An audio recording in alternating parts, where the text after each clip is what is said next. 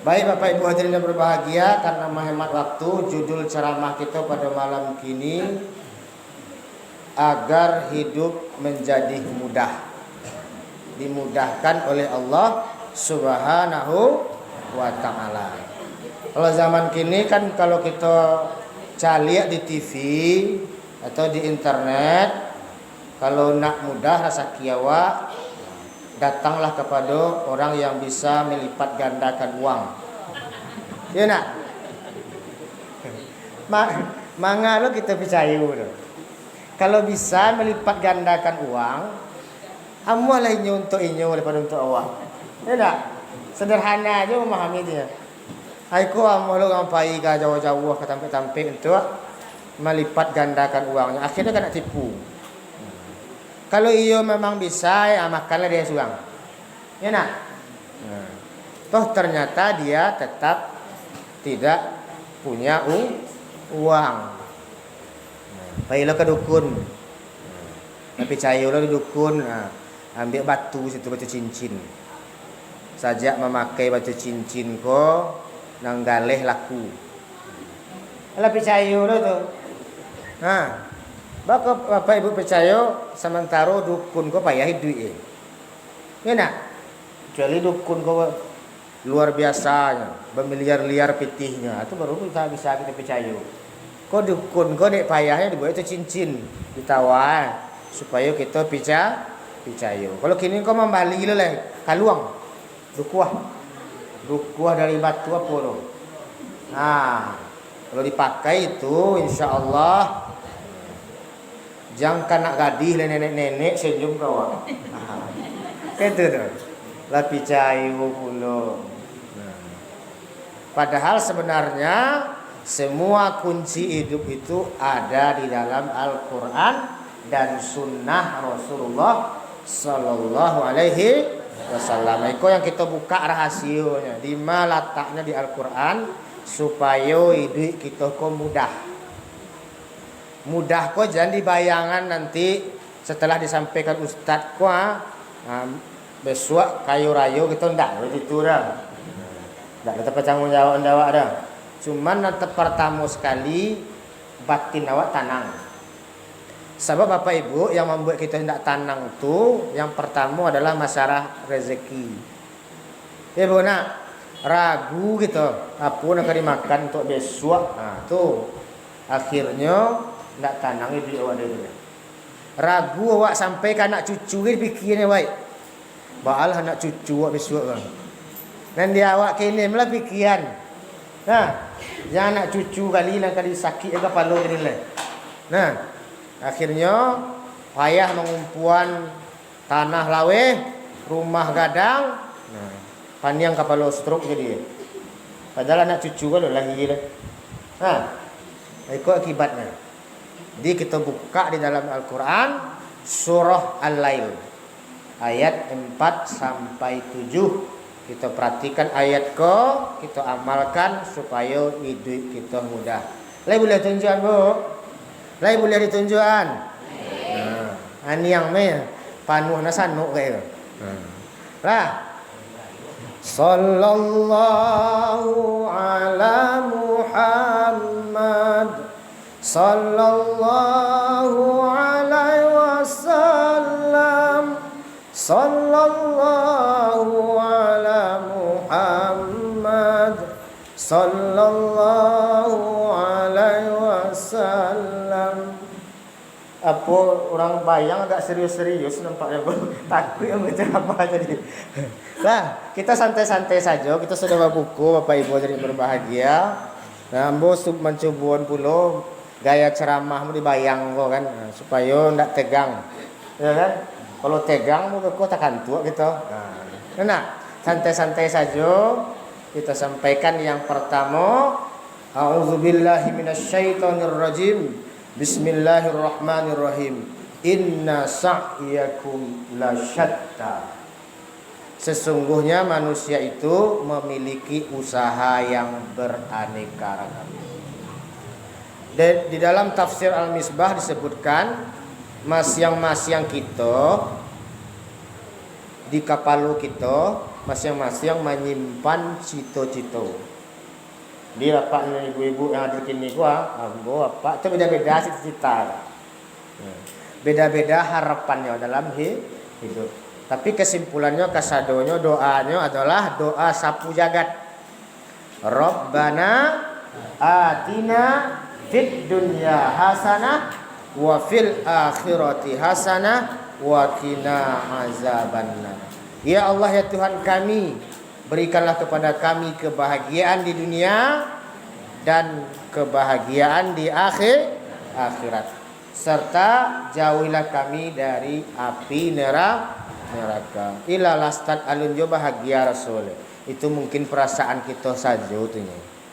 Karena kita mau kebahagiaan tu melalui kawan kita nalah punya banyak harato, nalah sukses anaknya, sehingga lupa kita bersyukur. Sebenarnya masing-masing kita dia kelebihan oleh Allah, kenikmatan. Ada yang bisanya makan 5 kali sehari semalam. Ya benar. Umumnya lah tuh, misalnya makan di pinggan yang diunggu nasi, tidak bisa lompat di kuciang dah. Kalau ada baru. Nah, kan sehat tuh. Namanya nikmatan juga. Kenapa? Ada yang anaknya banyak, sampai ambo sampai balik nak. Meninggal dua balik. Hidup sudah sehat. Apa kok ke sawahnya ke jualnya. Ada kawan ambo kayu rayo, bahkan kini menjadi pejabat, kalau bertahun-tahun nggak punya anak. Nah, itu jadi kita kok berbeda-beda. Jadi Rabbana atina itu sebenarnya lah disambut oleh Allah Subhanahu wa ta'ala. Cuma nama kita manusia kekurangan tahu. Ya nak, hidup kita manusia kekurangan tahu. Bahkan mohon maaf Bapak Ibu hadirin berbahagia, banyak orang kaya yang mengaku bansai. Nak diagihnya BPJS apa boleh gratis wang. Ya nak diagihnya bantu niku bantu itu lah. Sementara kadang-kadang di kampung kamu tu dari sawitnya banyak. Dapat bantuan beasiswa miskin ya nak. Cuba orang yang tidak punya rumah, nanti nak muah mengaku-ngaku bansai, anda dapat dah. Dapat juga dia PKH baru. Ketika orang PKH tiba malu rumahnya keramik. Alhamdulillah. Mental yang seperti itu jangan menjadi mental kita. Selagi Allah Tuhan kita, pasti Allah jamin rezeki kita. Yakin tu tauhid tu, syarat hidup kau tauhid. Selagi Allah Tuhan kita, yakin kita akan sia-siakan kita. Cuman kadang-kadang Bapak Ibu ada bahagia lah tercucuk hidung berayi mata dulu. Udah itu tu. Kemudian baluduk tanduk tu dulu. Kita lah merasakan hal-hal yang demikian, tapi percayalah Allah Subhanahu Wa Taala pasti akan menyelamatkan kita. Hilangkanlah mental-mental yang suku itu. Kalau lah balai kita bersyukur selesai. Dia saudara kita yang alun bapunya banyak di antara mereka yang miskin tapi menutupi kemiskinannya. Apa syarat yang pertama agar hidup bahagia Bapak Ibu hadirin yang berbahagia? Fa amma man aqta. Barang siapa yang memberi. Jadi syaratnya memberi, tidak nerima dah. Memberi. Yang kita beri itu jangan pitih aja pikir awak. Jago lalu lah pitih kali. Takana. Nah, tidak pitih saja di dunia. Memberi kau banyak. Kalau ke surau kau bisa tinagu jo pikiran awak. Yang muda-muda bisa tenaganya. Yang dia bawa ke masjid ini untuk guru, untuk menyiapkan makanan, menyiapkan minuman, membawa batu. Pikiran apa? Hadir di rapat. Wah, dulu masyarakat hadir di rapat tidak panah dah. Tapi menyalahkan pengurus bentar weh. Aduh tu. Ya panah. Salah apa tadi pengurus dia. Iko dibuat pengurus salah. Iko dibuat pengurus salah. Dia tiba lah ke surau dia saran. Dan jangan pula berharap seluruh saran awak diterima orang. Kadang lain pun Kiai Joy hanya buyong saran namanya. Menyaran mereka mari ya, tapi mengajo tidak satu dah. Nah itu lainnya tipe-tipe yang model itu. Ini sampai seperti itu gitu.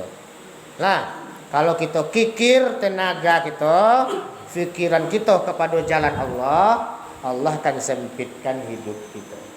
Nah, tenaga pikiran. Yang kedua, ilmu. Awak punya ilmu tapi ditutup-tutupi.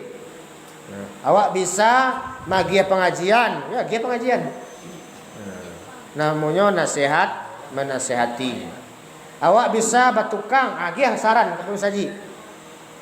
Ko model, ko saran ambo kanya sebagai tukang yang lah profesional, rancak menyusun atau ko bantu iko supaya jangan tiri. Jangan ditutupi. Ko ndaknya di dukuang lo ke surau dulu.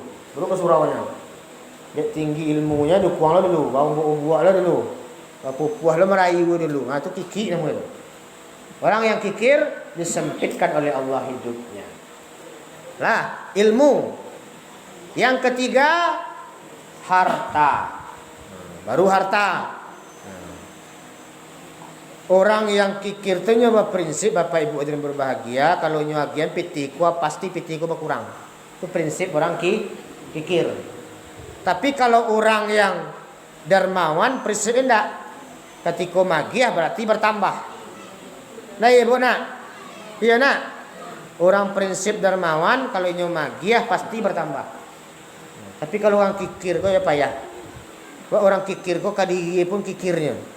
Bapak Ibu hadirin berbahagia. Oh pernah ketemu dengan orang kayu, banyak menemui salah satunya, ini punya dagangan yang model supermarket loh, lawehnya. Tapi begitu bertemu dengan ambo kecilnya Ustaz, ambo kok dapet dengan tukai kok salah makan tahu. Tahu ibu tukai, lawak masih yang kualitasnya enggak lo lawak masih nama mahal kok dah, nanti pih nan apa tu nama baun tu. Nah itu bulonan nanti hari nanti itu kecil ambo ke ibu tu ya elok selera ibu-ibu. Ambo kalau makan tukai ko, iyo ketika badan lama. Kalau badan tak lama dah ya. Berfikir makan tukai ko. Nah, sampai ke dirinya kikir kan takut hartanya ko berkurang. Ini orang yang seperti ini kata Allah disempitkan hidupnya. Tapi kalau orang yang memberi dimudahkan oleh Allah hidupnya. Lah, wattaqo dan bertakwa kepada Allah Subhanahu wa taala. 5 ciri bertakwa menurut Imam Ali radhiyallahu anhu. Yang pertama, al khaufu minal jalil. Orang yang takut dengan Allah Subhanahu wa taala. Kasuk-kasuklah diri awak, takut awak dengan Allah. Allahu akbar, Allahu akbar. Allah azannya di surau. Alai takbir anda. Kita panggil anda dengan panggilan Allah. Ini kita sendiri yang bisa merasanya. Kalau orang lain menyiginya, berang awak. Mana pak nak? Awak gaso. Sekian tahun orang azan di surau, lepas nak tiba unda. Padahal Allah menyuruh kita wasta'inu bis sabri was shalah. Minta tolonglah dengan sabar dan sholat. Jadi kalau pagi hidup kita periksa sholat kita masing-masing. Jangan orang azan kita tak pernah peduli dah. Jangan orang hadiri majelis taklim kita tak pernah peduli, kita sibuk dengan matematika ekonomi. Atau mengumpulkan harta sebanyak-banyaknya untuk anak cucu keturunan kita, 7 keturunan. Mulai kini lah dibuat rumahnya masing-masing. Jadi dan uan kau meninggal capek. Sudah di pendok rumah sadue dia meninggal. Ini kan sudah dapat menikmati hidup. Dulu beberapa tahun yang lalu ambo diserahkan hotel di Pasaman Barat. Di situ ketika ambo sapu hotel itu menjadikan rumah